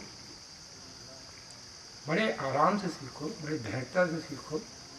शास्त्रों को पढ़ना सार्थक कब होता है? जब स्तर होता है। देखो, प्राचीन ऋषियों की प्रणाली हमसे बिल्कुल छूट गई। गुरु शिष्य परंपरा का वो भाग हमसे बिल्कुल अलग हो गया। शिष्य आते थे समिधा हाथ में लेकर, प्राचीन परंपरा। समिधा प्रतीक होती है प्रकाश रहित वस्तु, उसके ऊपर से चींटी कीड़े मकोड़े कोई भी निकल जाए उसका अस्तित्व नहीं के बराबर है। पर उसी समिधा को जब आप अग्नि कुंड में डाल देते हो और जब अपने रूप को छोड़ करके अग्नि के रूप को धारण कर लेती है, उस समय अग्नि ही हो जाती है, कोई स्पर्श नहीं करता। उसका रूप छूटा कब? समर्पित, जब उसने अग्नि को अपने भीतर स्थापित कर दिया, कोई ननु नच नहीं किया। अब ये स्थिति, अब आप प्रतिदिन हवन करते हो, अब ध्यान पूर्वक हवन करने को समझो। हमने खूब अपने शिविर लगाए हैं। हम तो हमारे जब शिविर लगाते थे अपने ढंग के, हम कहते एक ही मंत्र आज बोलोगे, उसको ध्यान करोगे और फिर आप काम शुरू कर दो हवन का। कुछ समझो तो सही। हमने ऐसी परिपाटियाँ, वो परिपाटियों में कम ज़्यादा हो गया तो समझते कुछ पूरा नहीं हुआ, अब परिपाटी कर ली तो पूरा हो गया, ऐसा हमारा बना हुआ है। तो सीखते समय पूरा का पूरा परिपाटी किया जाए आवश्यक नहीं, सीखना है।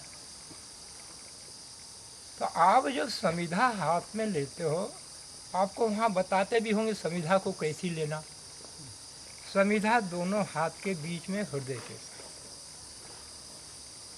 फिर कहते हैं आयंत इद्म आत्मा जात वेदस्तेने, इसको समिधा को कहा इद्म, ये है मेरे हाथ में इद्म, और ये मेरी आत्मा ही है प्रतीक रूप। अयंत इद्म आत्मा जात वेदस्तेने, और ये जो अग्नि रूप हवन कुंड में प्रज्वलित हुई है, ये जात वेद आप है। जात वेदस्तेने धस्व वरधस्व, और मैं डालूंगा तो इसको आप थोड़ा बहुत ऐसा ही नहीं जलाना, धुआं हुआ कुछ नहीं, चेद वर्ध है, खूब बिल्कुल कुछ नहीं, चासमान। जब ऐसा हो जाएगा फिर आप मुझे देंगे, चासमान प्रजया पशु फिर ब्रह्म वर्चसे, और सब कुछ चाहिए मुझे, परंतु किस लिए? ब्रह्म वर्चसे।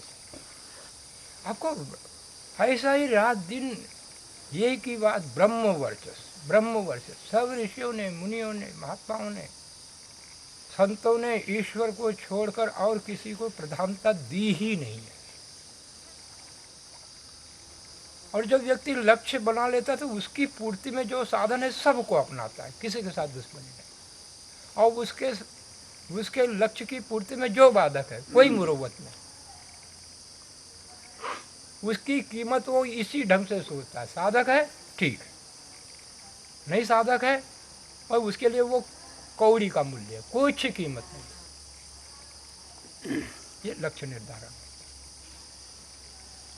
तो आपको ये बताया जा रहा है कि भाई देखो, ये मल है, दर्पण है, मल है, तो हम प्रतिबिंब नहीं देख सकते, उसके ऊपर कपड़ा ढका है तो नहीं देख सकते, वो बहुत हिल रहा है तब भी नहीं देख सकते। तो इसका मतलब क्या? आप है ही नहीं,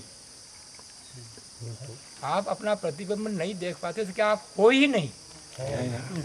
हो ना। तो ऋषियों ने कहा है आपको कि आप कैसा दृष्टा दृष्टि मात्र शुद्ध अपि प्रत्यानुपश्य। अरे जीव, तू तो पवित्र शुद्ध निसंग निर्विकार पवित्र नित्य ईश्वर में अवस्थित है, पर ऐसा जान रहे हो कि नहीं जान रहे हो? नहीं जान रहे। ऐसा नहीं जान रहे हो, पर कुछ और तो जान ही रहे हो ना।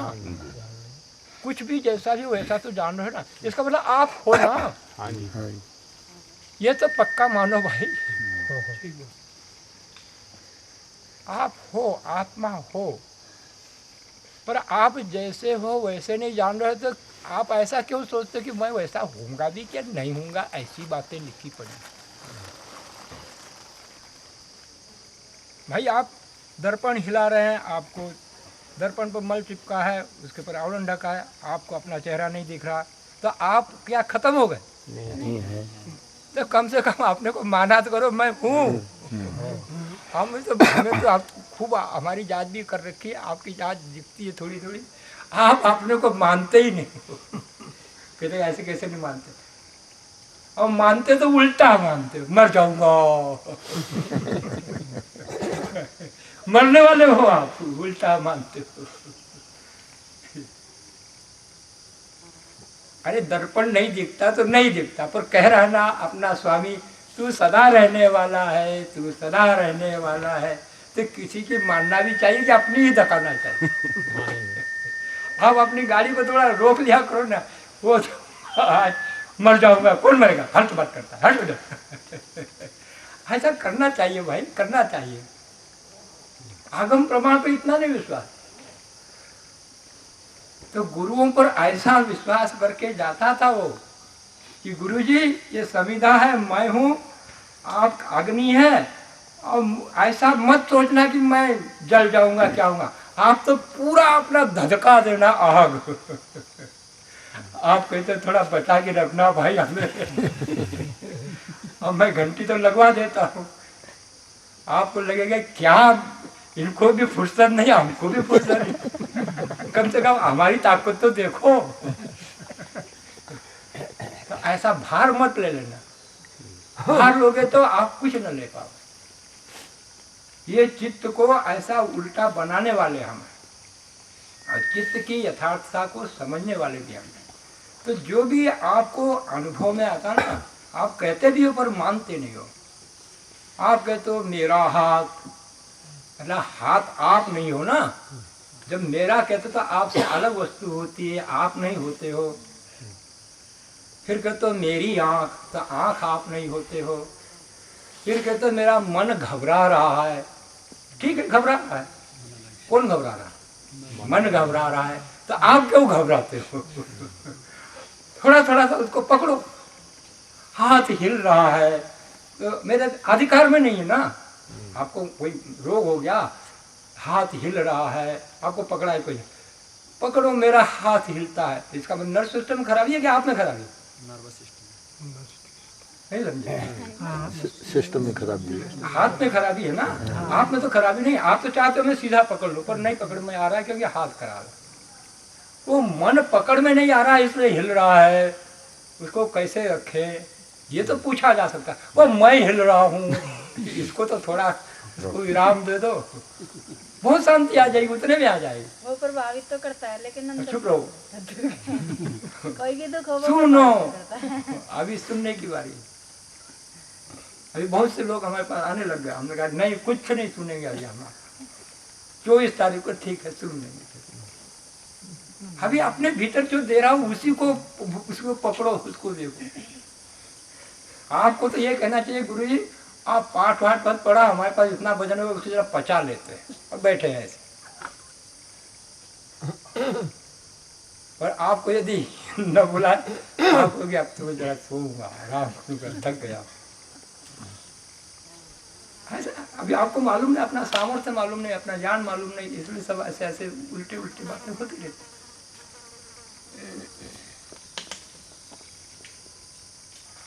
तो वो जो आवरण है, वो जो मल है, वो जो हिलना है, इसी को शास्त्रीय भाषा में मल, आवरण और विक्षेप है। और ये तीनों बातें चित्त के साथ है। और जब चित्त से मल, आवरण और विक्षेप हटा लोगे तब आप अपना प्रतिबिंब देखोगे, अर्थात दर्पण बिल्कुल साफ हो गया। फिर आप चेहरे को देखोगे कि नहीं देखोगे? अब देखोगे तो चेहरा ही आप हो कि नहीं हो? वो चेहरा जो आ रहा है वो आप ही हो क्या और कोई है? और कोई हाँ, आप ही हो ना? नहीं समझ जाते हो भाई, थोड़ा थोड़ा सावधानी आ गई। वो चेहरा वहाँ आया है, वो तो आपका प्रतिबिंब आया, आपका का चेहरा तो यहाँ चिपका है। वो जब वहाँ देखता है तो वो फिर और हिल सकता है कि नहीं हिल सकता है? हिल सकता है। तो फिर आप दिखोगे क्या? नहीं। फिर लगेगा कि मैं तो हूँ ही नहीं। तब वो कहता है कि ये क्या मामला है, मैं अपने को सीधा देखना चाहता हूँ। कि सीधा नहीं देख सकता बिना दर्पण के? आप ज्ञान स्वरूप हो, आप किसी के सहारे ही आप अपने को देखो ऐसा नहीं है। एक होता है हम दीपक के सहारे किसी को देखते हैं, सूर्य के सहारे सब कुछ देख रहे हो ना, पर सूर्य यदि अपने को देखे तो किसके सहारे से देखेगा? स्वयं के सहारे। उसको कहीं जरूरत ही नहीं, प्रकाश स्वरूप है ना। आप भी ऐसे ज्ञान स्वरूप हो, ज्ञान स्वरूप हो। आपको और कोई दीपक नहीं मिलेगा कि मैं देखूं, और मैं देखूं तो फिर आप नहीं हो। एक विद्यार्थी अच्छा ब्रह्मचारी साबरकांठा का पढ़ा हुआ, वहाँ सोनीपत में मिला। वो तो किसी ने बताते रहते हैं, ऐसे सुनाते रहते हैं। स्वामी जी आपको आत्मज्ञान हो गया, हमने ऐसा सुना है, मतलब आपको क्या बात करनी वो करो, आत्मा का स्थान कहाँ मुझे बता दो। मैंने स्वामी दयानंद जी ने बता रखा है, उसको देख लो। नहीं नहीं वो तो लिख गए, पर आप तो अभी अभी हो ना, तो आप बता दो ना। अच्छा मैं बता दूंगा, फिर क्या करोगे, क्या करोगे, मैं वहीं ढूंढूंगा। अब ये थोड़ी समझा मैं क्या कह रहा हूँ, मैं आत्मा को वहीं ढूंढूंगा। ढूंढने वाला कौन होगा भाई? और आत्मा कौन होगी? हमारी इतना मिथ्या ज्ञान है, आप क्या जानो भीतर, आपको मालूम ही कितना है कि हम क्या जानते हैं क्या नहीं जानते हैं, और जानते हो तो कितना गड़बड़ जानते हैं। अभी अभी इस रास्ते पे चलो तो सही, अभी तो चले ही नहीं हो, वैसे ही थोड़ा थोड़ा जानते तो कहते बहुत आ गया, बहुत आ गया, कुछ भी नहीं आया, ऐसा ही कहना पड़ेगा। जैसे जैसे आगे बढ़ोगे ना, अरे कुछ नहीं आया, कुछ नहीं आया। क्यों? आपके सामने ईश्वर का ज्ञान बनता आएगा, वैसे वैसे आप कहोगे मेरे क्या अकल है, क्या अकल है। जब उसको देखोगे तो कहो क्या अकल है, कुछ भी अकल नहीं है। और जब कुछ नहीं अकल है तो कहो मेरे को भी अकल है। ऐसा उल्टा ही है। तो योगाभ्यासी की दृष्टिकोण कैसा होना चाहिए दिखाएं? तो आपको बनाना पड़ेगा भाई, बनाना पड़ेगा, तो घबराना नहीं, बिल्कुल नहीं। अब जो है तो देखना पड़ेगा, और दिखाएंगे आपकी आंखों से। और भीतर कोई भय की जरूरत नहीं, उतना स्त्री कहाँ जो भय आएगा आपको। तो हमने सुख का, संसार के विषयों का सुख जो भोगते हो, उसका एक थोड़ा सा स्वरूप दिखाया आपके द्वारा। आपको स्मृति में ले आओ, कल दिखाया था जो ये सुख लेते हैं, राग बनता है, उससे तृष्णा उठती है, उससे व्याकुलता होती है, फिर लेते हैं, शांति लगती है, फिर बाद में और उठता है, फिर लेते हैं, ज्यों ज्यों लेते त्यों त्यों तृष्णा बढ़ती है। ये आपका अपना अनुभव, और तृप्ति आती नहीं, वो छूट जाता है। ये आपने अपने अनुभव से देख लिया। अब अगला अनुभव भी देखते हैं। तो कर लो, स्थिति अपनी बना लो।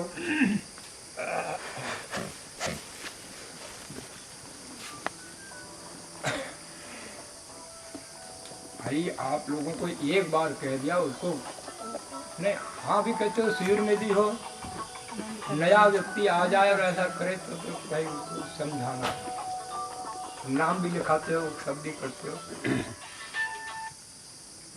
स्वामी जी ने कहा कि मेरे पास जमा कर दो, तो आपको विश्वास नहीं स्वामी जी पर कि देंगे क्या नहीं देंगे वापस। आप करते होंगे ना फिर बातचीत, इसको तो रखे रखे हो आप। और बीमारी तो वहीं की वहीं है, आपका अपने पर अधिकार नहीं है। तो रखे इसीलिए हो कि हम बात करेंगे जब चाहें तब कर लें, यहाँ नहीं करें, ऐसा थोड़ी है। कहीं ना करो, अभी इधर कहीं रहो, अपने ही रहो, फिर और मिल लेना, फिर और बात कर लेना, वही तो और दुनिया करनी क्या है।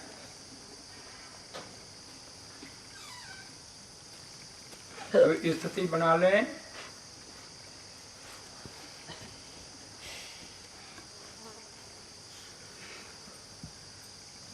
जो पाठ स्मरण हो जाता है, और जब उसे हम पढ़ते हैं तो पढ़ने में समय लगता है, और जब उसको भीतर दोहराते हैं तो बहुत कम समय में दोहरा लेते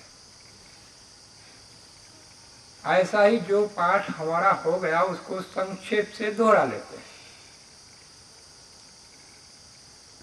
जब विषयों से सुख का रस लिया जाता है, पश्चात उस रस का ध्यान करते हैं, उसकी चर्चा सुनते हैं, उसका दर्शन करते हैं, तो पुनः उस सुख को लेने की तीव्र इच्छा होती है। उस इच्छा के कारण व्याकुलता, बेचैनी, अशांति होती। हम दुख नहीं चाहते, उस अशांति को हटाना चाहते, इसलिए फिर सुख लेते हैं, शांति हो जाती है। परंतु कालांतर में फिर वैसा ही होता है। अनेकों बार ऐसा करते हैं पर कभी भी पूर्ण तृप्ति नहीं आती, तृष्णा बढ़ती जाती है, सुख लेते हैं, छूट जाया करता है। इतना हमने देख लिया। अब आपने दुख भी भोग रखा है।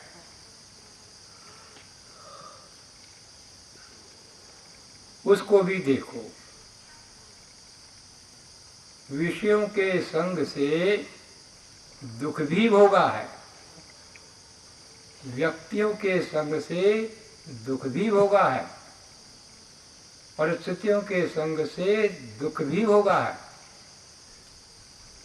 जैसे आपने वस्तुओं के संग से सुख भोगा, व्यक्तियों के संग से सुख भोगा और परिस्थितियों के संग से सुख भोगा, उन तीनों का वो परिणाम बनता है। अब ये तीन, जब आप दुख भोग चुके होते हैं और वो दुख हट जाता है, वो वस्तु हट गई आपके पास से, वो व्यक्ति हट गया, परिस्थिति बदल गई, अब वो दुख आप सीधा नहीं ले रहे हो, परंतु उस दुख भोग से एक संस्कार बन जाता है जिसे कहते हैं द्वेष। उसके बनने पर जब उसका ध्यान आता है, जब उसकी चर्चा सुनते हैं, जब उसको देखते हैं, तो भीतर उसे हटाने के लिए तीव्र अशांति उत्पन्न होती है, व्याकुलता होती है, बेचैनी होती है। ध्यान को तो हटा नहीं पाते, चर्चा को आप हटाने के लिए अपना बल लगाते, वो व्यक्ति, वस्तु, परिस्थिति दिखने पर उसको हटाने पर बल लगाते। आपने एक बार बदल दिया, फिर और भविष्य में कहीं से न कहीं से आपको किसी न किसी विषय से और किसी व्यक्ति से और किसी परिस्थिति से दुख आता है, उसके साथ भी फिर यही कार्य करते हो। दुख के प्रति प्रतिशोध दिन पर दिन बढ़ता जाता है और जहां जहां से प्राप्त हो रहा है उनके प्रति भी द्वेष गहरा बनता चला जाता है। अब इसका मूल क्या था? आप वहां से दुख नहीं चाहते थे पर दुख मिला, अर्थात आप जो नहीं चाहते थे वो हुआ। आपके सुख साधन थे उसमें बाधा डाली, आपके विचार थे उसमें बाधा डाली, आप जिस परिस्थिति को अच्छा मानते थे उसमें बाधा डाली, जिस व्यक्ति को अच्छा मानते थे उससे आपको अलग कराया, जिस वस्तु से आप सुख लेते थे उस वस्तु को बिगाड़ दिया।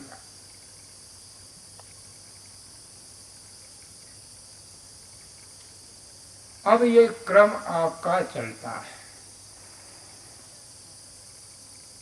आपके भीतर बहुत सी बातें ऐसी है जिसको आप नहीं चाहते और नहीं चाहते, और बहुत सी बातें हैं ऐसी जिसको चाहते हो। जिसको चाहते हो वो आता है तो उससे सुख लेते हो, जिसको नहीं चाहते वो आता है तो उससे दुख लेते हो। और ये दोनों सदा ही आपके साथ लगे रहते। आप छोटे थे, देख लो अपने को, 8-10 साल के आप बालक थे, फिर आप 15 साल के हुए किशोर,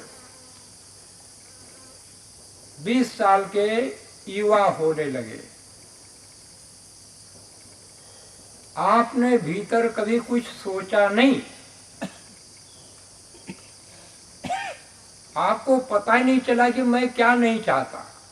आपको ये चाहने वाला पता चल रहा है।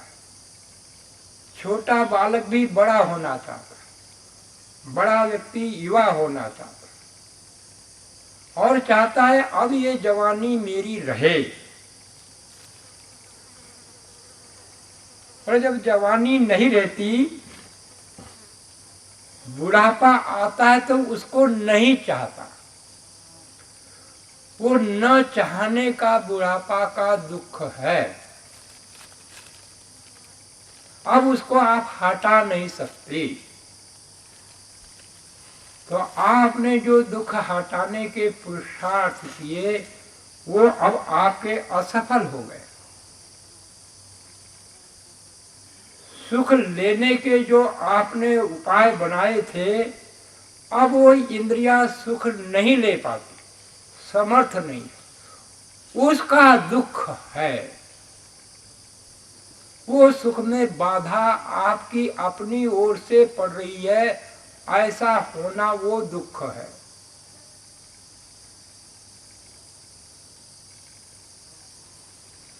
तो अपने शरीर के साथ भी सुख दुख के भाव जुड़े हुए होते,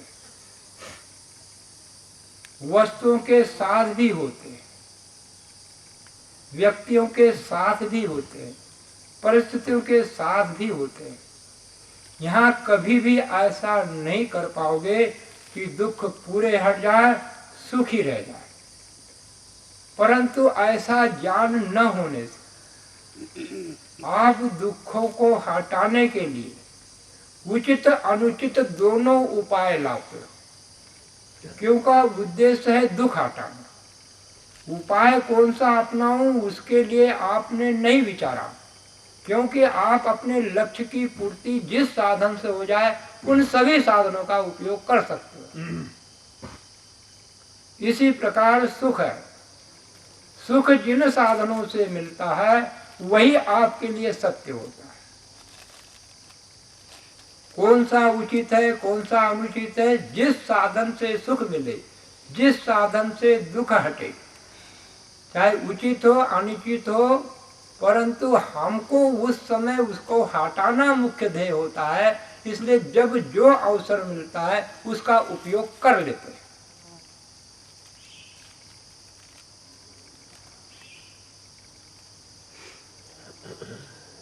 अब ये जो बताया इसको फिर से अपने भीतर संक्षेप में आवर्त कर लो।